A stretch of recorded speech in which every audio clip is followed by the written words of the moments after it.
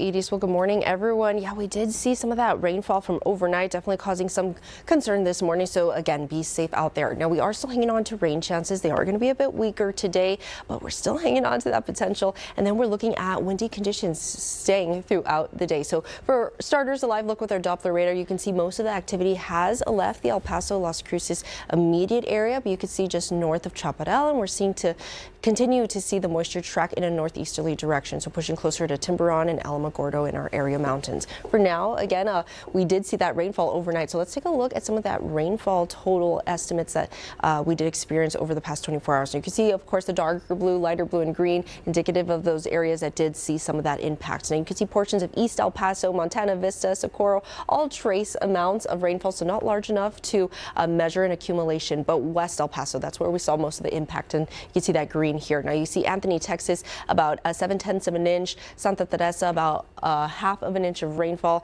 and just west of the Old Glory Memorial in northeast El Paso about 7/10 of an inch of that rainfall. Nevada Speedway about 3/10 of an inch, Las Cruces trace amounts. So that's what we experienced over the past 24 hours in terms of rain accumulation. Now rain chances still linger today at about a 20% chance of rain, with that wind still lingering as well. So we're waking up to some breezier patterns, and you can see with a look at our future track wind gust model within the 8 o'clock hour, some breezy patterns through Sierra Blanca, Tornillo, El Paso. Now winds traveling from the east, making their way west El Paso. You will experience it a little stronger. Now anticipate at least breezy patterns throughout the day, some stronger winds potentially into our evening. You can see right about 1 o'clock, your afternoon hours, is when it gets a little calmer before those winds make their stronger return once again by about dinner time and then following dinner time hours. So within the 7 o'clock hour, as you're finishing up dinner, 32 Sierra Blanca, about 30 miles per hour out of Tornillo. This is the wind gust, so a bit stronger, at least making its way over into a low and windy category. Now again, keep in mind West El Paso might experience a little bit higher wind category within the 30-mile-per-hour range, potentially low 40s as it travels over the mountain,